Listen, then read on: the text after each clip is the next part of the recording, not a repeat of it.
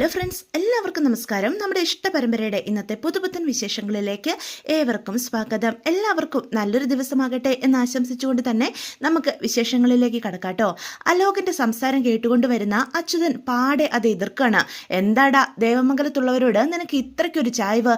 അതൊന്നും ശരിയാകില്ല കേട്ടോ. നീ ജയിലിൽ നിന്ന് വന്നപ്പോൾ തൊട്ട് ഞാൻ ശ്രദ്ധിക്കുന്നതാ. ആ അനുശ്രീയുടെ കാര്യം പറയുമ്പം നിനക്ക് അവളോട് വല്ലാത്തൊരു സ്നേഹം. അതൊന്നും ഇവിടെ ഞാൻ സമ്മതിച്ചു തരാനും പോകുന്നില്ല. വല്യച്ഛൻ നിനക്കൊരു ആലോചന കൊണ്ടുവന്നില്ലായിരുന്നോ, ഒരു അമേരിക്കക്കാരിയുടെ? ആ ആലോചനയായിട്ട് ഞങ്ങൾ മുന്നോട്ട് പോകാനാണ് തീരുമാനിച്ചിരിക്കുന്നത്. എത്രയും വേഗം നിന്റെ കല്യാണവും നടത്തും. ഞങ്ങൾ പറയുന്ന പെൺകുട്ടിയും കെട്ടി അടങ്ങി ഒതുങ്ങി ഈ വീട്ടിൽ നീ കഴിഞ്ഞോണം. പറയുന്നത് മനസ്സിലാകുന്നുണ്ടോ എന്ന് അലോകിനോട് ചോദിക്കാൻ കേട്ടോ അച്യുതൻ. പെട്ടെന്ന് അലോക് അങ്ങോട്ട് കയറി പോവാണ്. അപ്പം അനന്തൻ ചോദിക്കും, അവൻ പറയുന്നതിലും കാര്യമില്ലേടാ, നീ എന്തിനാ വെറുതെ അവനോട് ദേഷ്യപ്പെടാൻ പോകുന്നത് എന്ന് ചോദിക്കാണോ? ഓ, ഇപ്പം ഏട്ടനും ദേവമംഗലത്തുകാരുടെ പക്ഷം ചേരുവാണല്ലേ? അങ്ങനെയാണെങ്കിൽ ഞാനും രാജശ്രീയും അങ്ങ് മാറി തന്നേക്കാം. ആ ബാലൻ, അവൻ നമ്മുടെ കുടുംബത്തോട് ചെയ്തതൊന്നും എനിക്ക് മരിച്ചാലും ക്ഷമിക്കാൻ സാധിക്കില്ല. നമ്മുടെ കടയിലെ വെറും ഒരു ജോലിക്കാരനായിട്ട് വന്നിട്ട് നമ്മുടെ അനിയത്തെ കണ്ണും കൈയും കാണിച്ച് അവളെ തന്നെ അടിച്ചു മാറ്റി ഈ കുടുംബം മുഴുവനും തകർത്തവനാ ആ ബാലൻ. അവൻ അനുഭവിക്കണം. ഇപ്പം ആകെ തകർന്ന് തരിപ്പണമായിട്ടായിരിക്കുമല്ലോ നിൽക്കുന്നത്. സ്വന്തം മകൻ്റെ ജീവിതം തന്നെ തകർത്ത ഒരു അച്ഛനായി മാറിയില്ലേ അവൻ? അവൻ്റെ ആ തകർന്ന ഭാവം അതെനിക്കൊന്ന് കാണണം. അത് കാണാൻ പറ്റാത്തതിൻ്റെ സങ്കടമേ എനിക്കിപ്പോൾ ഉള്ളൂ. അവനെ തകർക്കാൻ ആരുടെ കൂടെ വേണേലും ഞാൻ കൂടും. ഇപ്പം എനിക്ക് കിട്ടിയിരിക്കുന്ന ഒരു കച്ചിത്തുരുമ്പ ആ ഉദയഭാനു. ഓ, എന്തായിരുന്നു! കോടീശ്വരനായിട്ടുള്ള ഒരു മരുമകളെ തന്നെ എനിക്ക് കിട്ടിയെന്നുള്ള അഹങ്കാരമായിരുന്നല്ലേ? കോടീശ്വരൻ പോലും ഒരു കോടിമുണ്ട് മേടിക്കാൻ പോലും കാശില്ലാത്ത വീട്ടിലെയാണല്ലോ ആ പെണ്ണ് എന്ന് ഓർക്കുമ്പോഴാണ് എനിക്ക് ചിരി വരുന്നത് എന്ന് അച്യുതൻ പറയാൻ കേട്ടോ. പെട്ടെന്ന് അനന്തം പറയും, എന്തിനാടാ അവരെന്തെങ്കിലും ചെയ്യട്ടെ, അവരുടെ വീട്ടിലെ കാര്യങ്ങളിലൊക്കെ നമ്മൾ എന്തിനാ ഇടപെടുന്നേ എന്ന് ചോദിക്കാം. എനിക്കറിയാം ഏട്ടന് ദേവമംഗലത്തുള്ളവരോടൊക്കെ ഒരു ചായ്വുണ്ട്.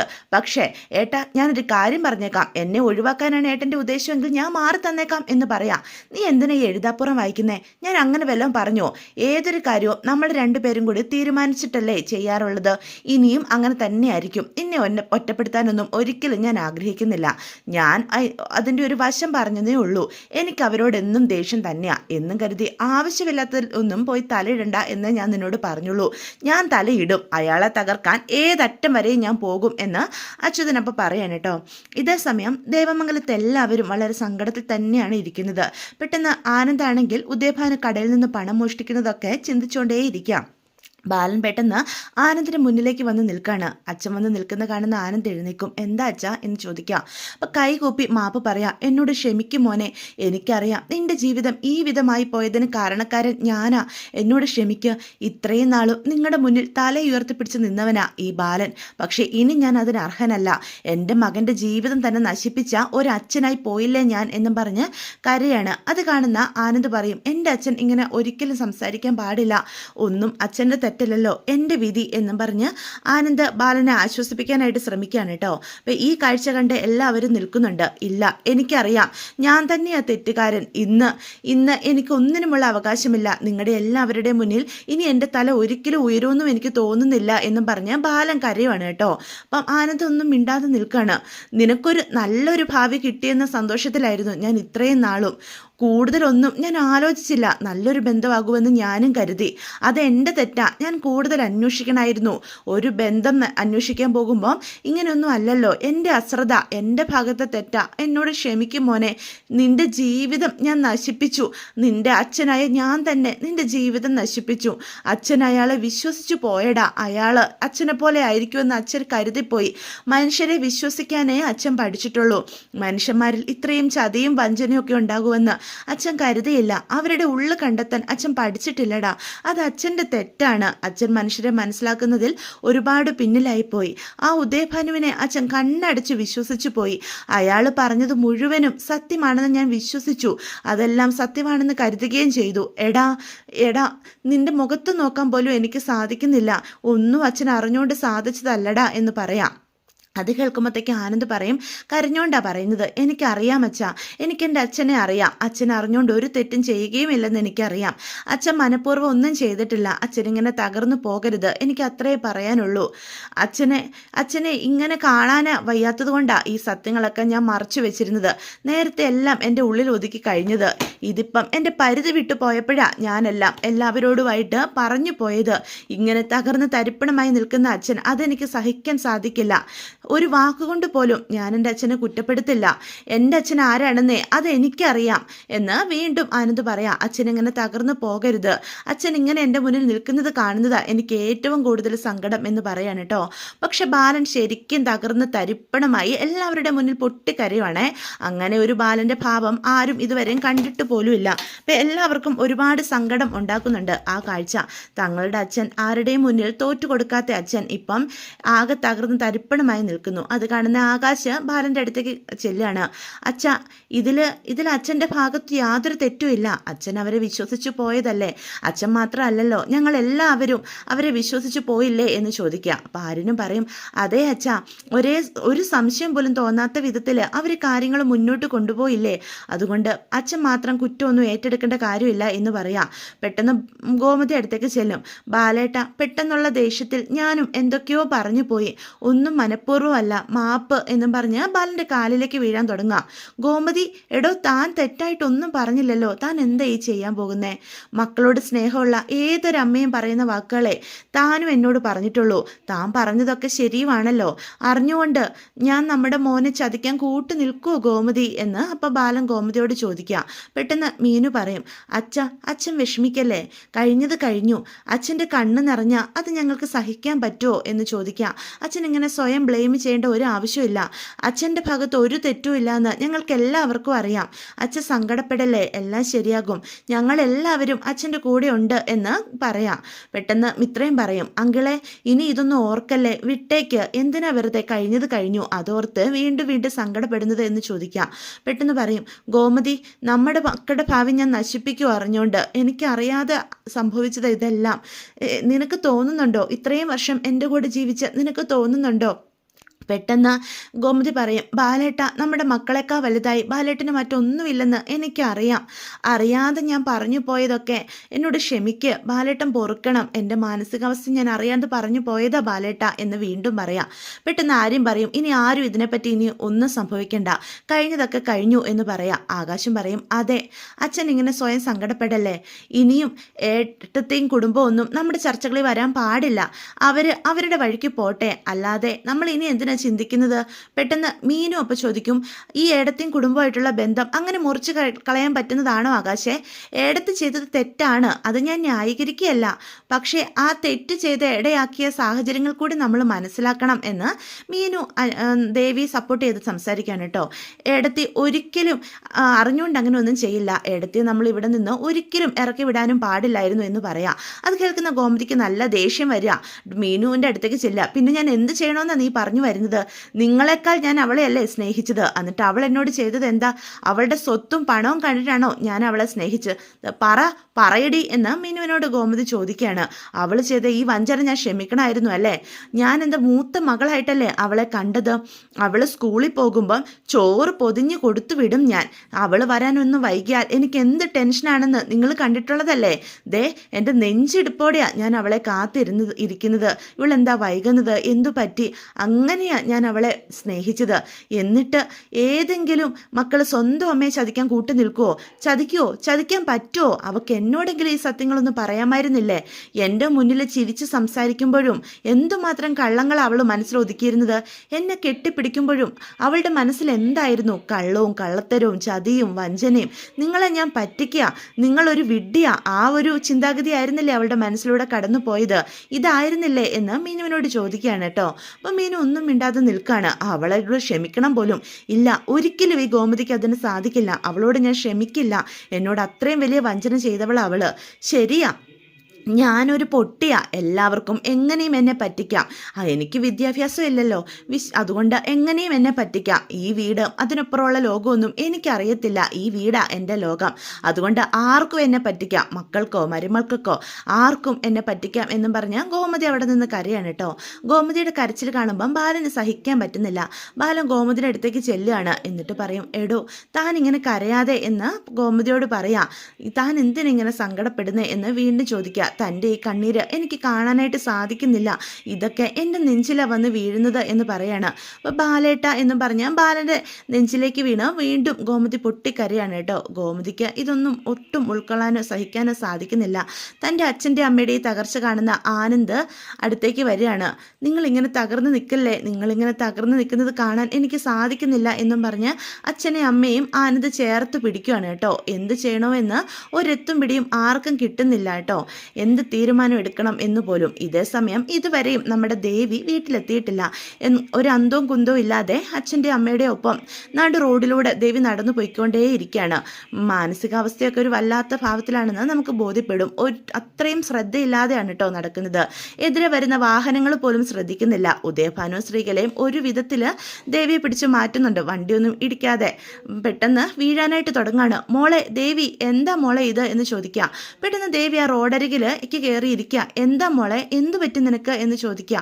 ശ്രീകലെ, മോൾക്ക് എന്തോ പറ്റി, നീ ഇവിടെ ഇരിക്കുക, ഞാൻ പോയി കുറച്ച് വെള്ളം മേടിച്ചുകൊണ്ട് വരാം എന്ന് പറയാം. പെട്ടെന്ന് ശ്രീകലെ വിളിക്കുക. മോളെ, എന്താ മോളെ, നീ എന്തിനാ ഇങ്ങനെ സങ്കടപ്പെടുന്നേ, നിനക്ക് എന്തു പറ്റി എന്ന് ചോദിക്കുകയാണ് കേട്ടോ. പക്ഷെ ദേവി ഒരു അക്ഷരം മിണ്ടുന്നില്ല. ദേവമംഗലത്ത് നടന്ന കാര്യങ്ങളൊക്കെയാണ് അവളുടെ മനസ്സിലേക്ക് കടന്നു വരുന്നത്. ബാലൻ തന്നെ അവളോട് ഈ വീട്ടിൽ നിന്ന് ഇറങ്ങിപ്പോകാൻ പറഞ്ഞ് ആ വാക്കുകൾ വീണ്ടും വീണ്ടും കടന്നു വരിക.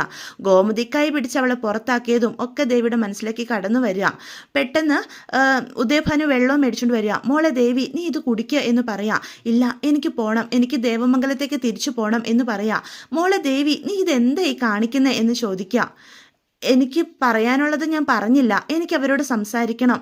എൻ്റെ ഭാഗമൊന്നും ഞാൻ പറഞ്ഞില്ല, എനിക്ക് അവരോട് സംസാരിക്കണം. അവിടെ നിന്നപ്പം ഞാനാകെ വല്ലാത്ത അവസ്ഥയിലായിപ്പോയി, ഞാനാകെ പേടിച്ചു പോയി. എൻ്റെ ഭാഗത്തെ ശരികളൊക്കെ എനിക്ക് പറയണം, എൻ്റെ ഭാഗത്ത് ന്യായം ഉണ്ടല്ലോ, എന്നാലേ എനിക്ക് മനസ്സിന് സമാധാനം കിട്ടൂ. എൻ്റെ പൊന്നു മോളെ, ഇപ്പം തന്നെ ആ ബാലൻ എന്നെ തല്ലാതിരുന്നത് നീ ഇടയ്ക്ക് നിന്നതുകൊണ്ടാ, അല്ലെങ്കിൽ അയാൾ എന്നെ തല്ലി പുറത്താക്കിയാനെ. ദേ, ഇനി നീ അവിടെ ചെന്നാൽ എൻ്റെ കാര്യങ്ങളൊക്കെ കൈവിട്ടു പോകും എന്ന് പറയാം. പെട്ടെന്ന് ശ്രീകല പറയും, നീ ഇനി ആരുടെയും കാല് പിടിക്കാൻ പോകുന്നില്ല, കാല് പിടിച്ചിടത്തോളം മതി. ദേ, നിന്നോട് അവരാ തെറ്റ് ചെയ്തത്, നീ ധൈര്യം ചെയ്യ്, അന്തസ്സായിട്ട് നിന്നെ ആ വീട്ടിലേക്ക് തന്നെ ഞാൻ തിരിച്ചയക്കും. അതിനെന്ത് ചെയ്യാൻ പറ്റുമെന്നേ എനിക്കറിയാം. നീ ഇപ്പം ഞങ്ങളുടെ കൂടെ വാ. ഇല്ല, ഞാൻ എങ്ങോട്ടും വരില്ല, എൻ്റെ ന്യായങ്ങളൊക്കെ അവരറിയണം, എനിക്ക് അവരോട് സംസാരിക്കണം എന്നും പറഞ്ഞ് ദേവി തിരിച്ചു നടക്കുക. ദേവി, നീ പറയുന്നതൊന്ന് കേൾക്ക് എന്ന് ഉദയഭാനു പറയാം. നീ ഇപ്പം അങ്ങോട്ട് പോകുന്നത് ശരിയാകില്ല, വലിയ കുഴപ്പമാകും, എനിക്ക് പോയേ പറ്റൂ എന്ന് പറയും. അപ്പോൾ ഉദയഭാനു ചോദിക്കും, നിനക്ക് പോകണമല്ലേ, നിനക്ക് അങ്ങോട്ട് പോകണമല്ലേ, ഇപ്പം നീ അങ്ങോട്ട് കയറിയാലുണ്ടല്ലോ പിന്നെ എന്താ ഉണ്ടാവുക എന്ന് നിനക്കറിയാവോ എന്ന് ചോദിക്കുക. ദേ, ആ ദേവനുണ്ടല്ലോ, നിന്റെ ഭർത്താവ് ആനന്ദ്, അവൻ ചിലപ്പം ഈ അച്ഛനെ പെട്രോൾ അഴിച്ച് കത്തിക്കും, അത് നിനക്ക് കാണണോടി എന്ന് ചോദിക്കാം. പെട്ടെന്ന് ശ്രീകല ദേവിയുടെ കൈ പിടിച്ചുകൊണ്ട് വീട്ടിലേക്ക് പോവാ. തൽക്കാലം നീ ദേവമംഗലത്തേക്ക് തിരിച്ചു പോകുന്നില്ല, നിന്നെ ഞാൻ അവിടെ എത്തിക്കാം എന്ന് പറഞ്ഞില്ലേ. അമ്മ, എനിക്ക് പോകണം, എനിക്ക് സംസാരിക്കണം എന്ന് പറയാം. അതിനുള്ള സമയം ഇതല്ല, അതിനുള്ള അവസരം ഞാൻ ഉണ്ടാക്കി തരാം, നീ ഇങ്ങോട്ട് വാ, ഇപ്പം നീ വീട്ടിലേക്ക് പോവാ വേണ്ടത് എന്നും പറഞ്ഞ് ശ്രീകല ഒരു വിധത്തിൽ കൈ പിടിച്ചുകൊണ്ട് പോവാണ് കേട്ടോ. ഇതേസമയം ദേവമംഗലത്തുള്ളവർ ഇത്ര നേരമായിട്ട് ജലപാനം കഴിച്ചിട്ടില്ല. ഇപ്പോഴും ആലോചനയോടെ ഓരോരുത്തരായിട്ട് ഓരോ മൂലയിൽ ചടഞ്ഞു കൂടിയിരിക്കുകയാണ്. പെട്ടെന്ന് അവർക്കെല്ലാവർക്കുള്ള ആഹാരം മേടിച്ചുകൊണ്ട് ആകാശം അങ്ങോട്ട് വരികയാണ് കേട്ടോ. മീനു, ദേ ഇതെല്ലാവർക്കുള്ള ആഹാരമുണ്ട്, നീ ഇതെല്ലാവർക്കും എടുത്തു കൊടുത്തേ. ഇങ്ങനെ എത്ര നേരമെന്ന് വെച്ച് എല്ലാവരും ഓരോ വശത്ത് ഇരിക്കും എന്ന് ചോദിക്കുകയാണ്. പെട്ടെന്ന് മീനു എഴുന്നേറ്റ് ഗോമതിയുടെ അടുത്തേക്ക് ചെല്ലുകയാണ് കേട്ടോ. എന്നിട്ട് ഒരു പൊതി എടുത്ത് ഗോമതിയുടെ നേരെ നീട്ടുക. അമ്മേ, ഇത് കഴിക്കുക, എനിക്ക് വേണ്ട മീനു എന്ന് ഗോമതി പറയാം. അങ്ങനെ പറഞ്ഞാൽ പറ്റില്ല, അമ്മ കഴിച്ചേ പറ്റൂ, എനിക്ക് വിശപ്പില്ലാഞ്ഞിട്ടാ, നീ എന്നെ ഇങ്ങനെ നിർബന്ധിക്കല്ലേ എന്ന് പറയണേ. അതിനുശേഷം ബാലൻ്റെ അടുത്തേക്ക് ചെല്ലുക. അച്ഛനെങ്കിലും കഴിക്കുക, ഇങ്ങനെ ആരോഗ്യം നോക്കാതെ എത്ര സമയം നിങ്ങളെല്ലാവരും ഓരോ മൂലയിൽ ചടഞ്ഞുകൂടിയിരിക്കും എന്ന് ചോദിക്കാം. വേണ്ട മോളെ എന്ന് ബാലന് നിരസിക്കാം. അതിനുശേഷം ആര്യൻ്റെ അടുത്തേക്ക് ചെല്ലുകയാണ്. ആര്യ, നീ എങ്കിലും കഴിച്ചേ എന്ന് പറയാണ് കേട്ടോ. പെട്ടെന്ന് ആര്യനാണെങ്കിൽ മീനുവിൻ്റെ കയ്യിൽ നിന്ന് ആ പൊതി മേടിക്കുകയാണേ. അതിനുശേഷം അനുവിൻ്റെ അടുത്തും ചെല്ലുന്നുണ്ട്. അനുമോളെ, നീയും കഴിക്കുക എന്ന് പറയാൻ കേട്ടോ. ഇങ്ങനെ ഓരോരുത്തർ ഓരോ എടുത്തിരിക്കുന്ന കാണുമ്പോഴത്തേക്കും മീനുവാണ് എന്ത് ചെയ്യണമെന്ന് അറിയാതെ നോക്കുക. അതിനുശേഷം മിത്രയുടെ കയ്യിലും കൊണ്ടു കൊടുക്കുക. മിത്രം വേണ്ട എന്നുള്ള രീതിയിൽ നിൽക്കുക. നിങ്ങൾ ആരും ആഹാരം കഴിക്കാതെ ഇങ്ങനെ തുടങ്ങിയാൽ എന്താ ചെയ്യുക? എല്ലാവരും ഓരോ വശത്ത് കൂടി ഇരിക്കാൻ പറ്റുമോ? എത്ര ദിവസം നിങ്ങൾ ഇങ്ങനെ പട്ടിണി ഇരിക്കും? അപ്പോൾ ആരും പൊതി മേടിച്ചെങ്കിലും അതും മാറ്റി വെക്കുന്നുണ്ട് കേട്ടോ. പെട്ടെന്ന് ആനന്ദ് എഴുന്നേൽക്കാണ്. ആനന്ദ് പറയും, നിങ്ങൾ എല്ലാവരും എന്ത് ഭാവിച്ചാ, എന്തിനാ ഇങ്ങനെ പട്ടിണി കിടക്കുന്നത്? നിങ്ങളൊക്കെ ആരെ കാണിക്കാൻ എങ്ങനെ പട്ടിണി കിടക്കുന്നത് എന്ന് ചോദിക്കുകയാണ്. സ്വന്തം ആരോഗ്യം നോക്കാതെ എന്തിനാ ഇങ്ങനെ ചെയ്യുന്നത് എന്ന് ചോദിക്കാം. നിങ്ങളോട് ആരെങ്കിലും എന്തെങ്കിലും തെറ്റ് ചെയ്തിട്ടുണ്ടോ, അതോ നിങ്ങൾ ആരെങ്കിലും ചതിച്ചിട്ടുണ്ടോ, ആരുടെ ജീവിതം നിങ്ങൾ നശിപ്പിച്ചിട്ടുണ്ടോ എന്ന് ആനന്ദ് ചോദിക്കുകയാണ്. ദേ മര്യാദയ്ക്ക് എല്ലാവരും ആഹാരം കഴിച്ചേ എന്ന് വീണ്ടും പറയുവാണ് കേട്ടോ.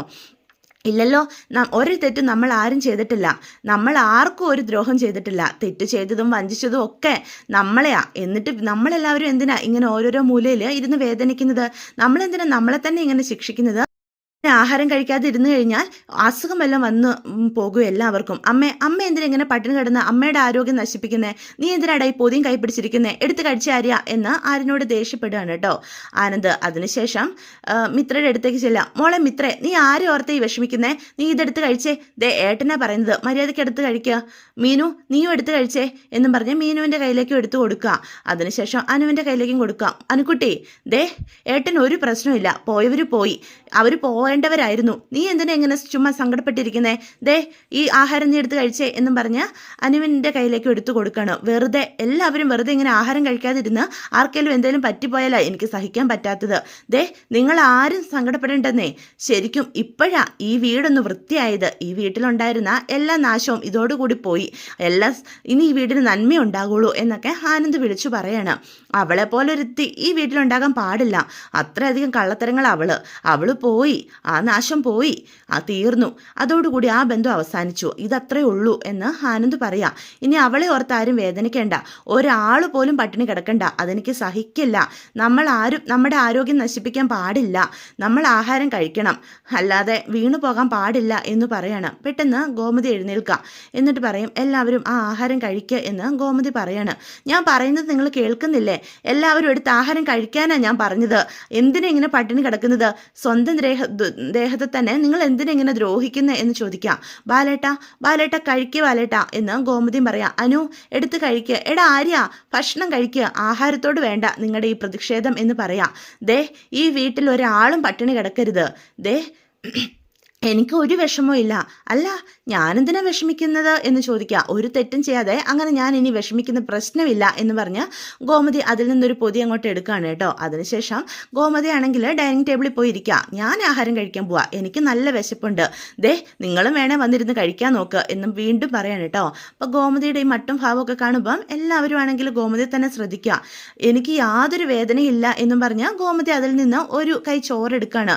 ഞാൻ അവളെ മറന്നു കഴിഞ്ഞു, ഇനി അവൾ എൻ്റെ മനസ്സിലില്ല എന്നും പറഞ്ഞ് എടുത്ത് വായിലേക്ക് വെക്കാൻ നോക്കിയിട്ട് ഗോമതിക്ക് ഒരു വറ്റ് പോലും ഇറക്കാനായിട്ട് സാധിക്കുന്നില്ല കേട്ടോ. അപ്പം ഗോമതിയുടെ അവസ്ഥ കാണുമ്പോഴത്തേക്കും പാവം തോന്നുവാണ് മീനുവിന്.